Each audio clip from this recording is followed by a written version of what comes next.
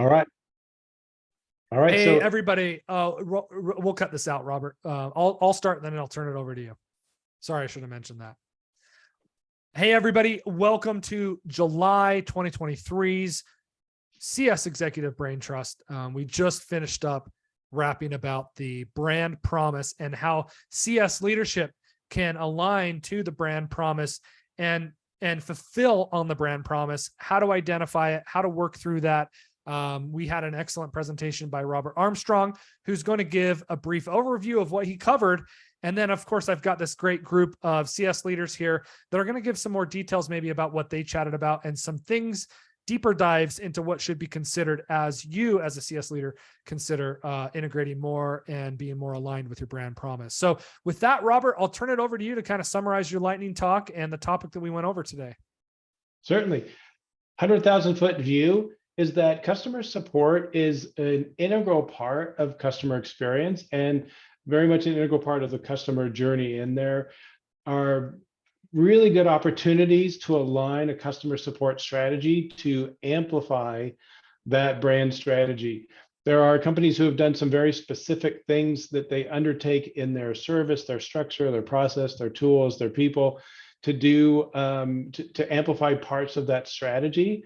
And we walked through some models for how to attack that, all the way from discovering and networking and kind of working with stakeholders to coalesce around what that brand promise is, to formulating kind of some strengths and weaknesses and opportunities around a support strategy that supports that, to building that strategy and getting leadership buy-in and resourcing and budget and planning around that to drive those outcomes. Excellent, Robert. And you use some great examples. You use some examples from your company and from Chewy and from others. And then, of course, what we did is we went into breakout rooms and we explored what are some of those key things, some of those key behaviors or actions that CS leaders can take on a regular basis to fulfill or better align to that brand promise. We took the sticky notes that everyone contributed. I threw it through ChatGPT, and I wanted to just point out a few of those things. Some of the things I thought were unique. Training CS, training your CS people, personalized training on how what you do does map to the brand promise and brand value. Organizing meet and greets with customers was submitted by some of the group. And then, of course, training for product teams, eliminating misaligned processes. These were all things that were talked about in breakout rooms. So, of course, this great esteemed panel that I have with me here, does anyone want to add any details to some of those topics, or maybe a topic that you yourself talked about in your breakout room as it relates to brand promise, some key behaviors you think are important?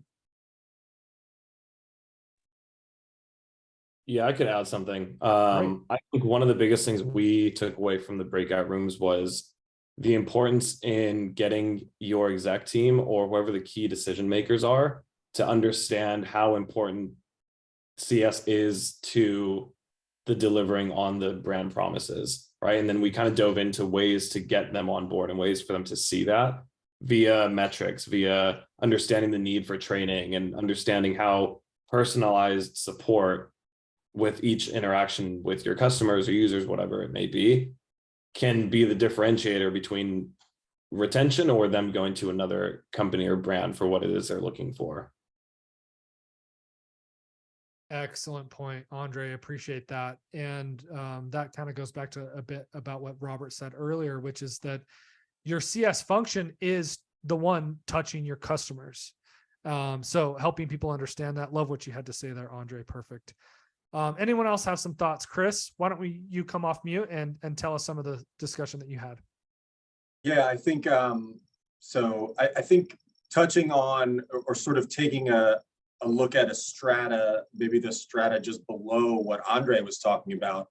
I think a lot of what our team talked about was focused around ensuring that there's cohesive understanding of the goals from within the organization. And so there were a lot of examples of how once we started to engage in these cross-functional strategic communications within our organizations, we realized the expectations in terms of the value proposition, the sort of the the customer journey, all of those things, different teams had different interpretations and expectations. And so when bringing those teams together, all those teams that sort of fall under that traditional customer experience umbrella ensures that you've got a sort of a singular organization that's moving in the right direction, so that when you're reporting up to the executive level, like Andre was saying, everyone's kind of shooting at the same target and understands how to use exactly,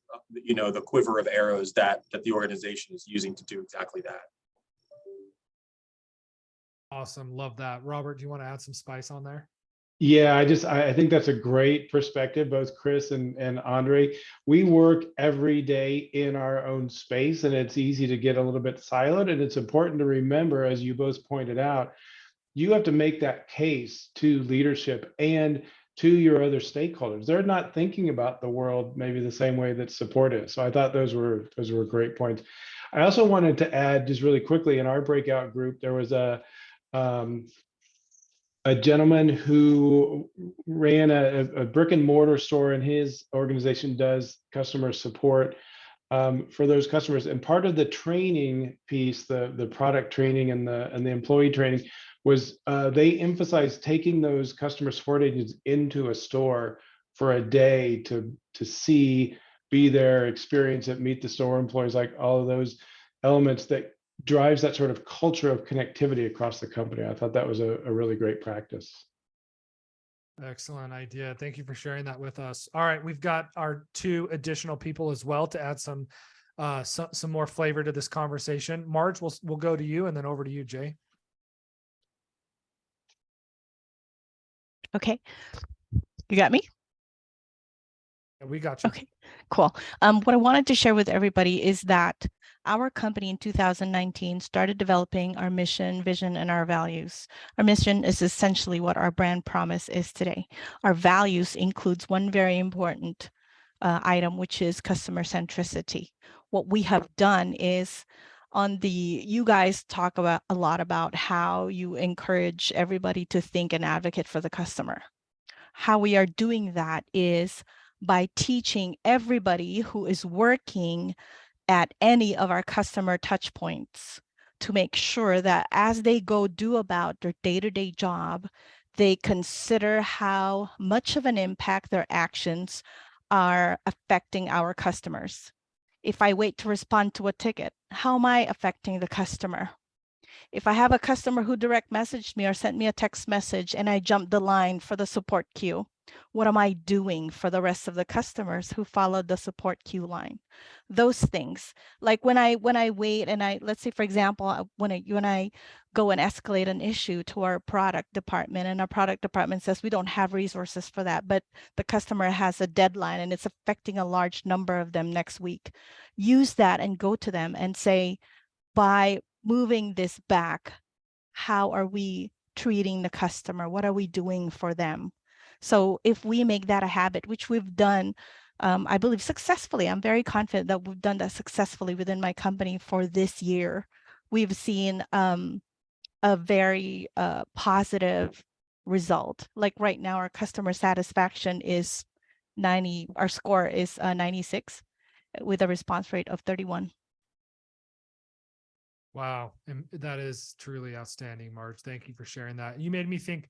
I was in the dealership just the other day. I just bought a new truck, moved away from one brand to another brand.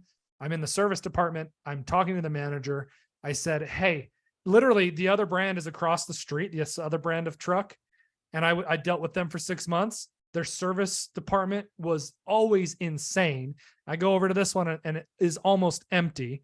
And I'm talking to the service manager. I'm like, hey, if I was to walk across the street, this is why you don't buy that truck over there, because look at their service department. It's incredibly insane. Like if you're ever buying a car, go look in service, because if there's a line out the door, then you know that there's problems. And he kind of giggled, because over here, there's not much going on. And he said, you know what, Paul, we have probably not as many tickets, but we have quite a few tickets. But the reason why you're not seeing things going along there is because we stick to our processes. We honor the people that are making appointments, and we honor that support queue. So that's what you made me think of, Marge, and I appreciate that. And I was like, you know what, that is actually kind of cool. And it definitely helps me with my experience. Jay, why don't you wrap us up with some of your thoughts around this topic? Right. So during our discussion, we kept coming up to a common theme of making sure that what we were delivering is aligned to what the client or the customer is expecting. And one of the interesting stories that came up is there was an existing client that had been with one of the companies for a while, and the check-in had not been done at a regular interval. And at one point there was a conversation where the client was getting ready to step away and go work with a different company. And the reason was they were getting their weekly reports, they were doing their QBRs, but everything being measured had nothing to do with what was important to the client at this point. The client had been around for a couple of years. The leadership had changed with the client, the relationship had evolved, and nobody had changed the things being measured or how those measurements were being delivered. So a big part of that was going back and making sure what we're talking about with the client is what the client has defined as success for them, because that will change over time. And it's important to keep those communication lines open.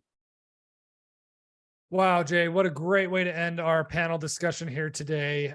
Thank you so much for that insight. And everyone else, thank you for your contributions. Thanks for coming to the Brain Trust. We hope to see you next month. We'll be tackling similar topics just like this one in the future. We hope to see you there. And of course, we want to thank Y Meadows for bringing us all together and making this all happen. All right, folks, we'll see you at next month's meeting. Thank you. Thank you, Paul.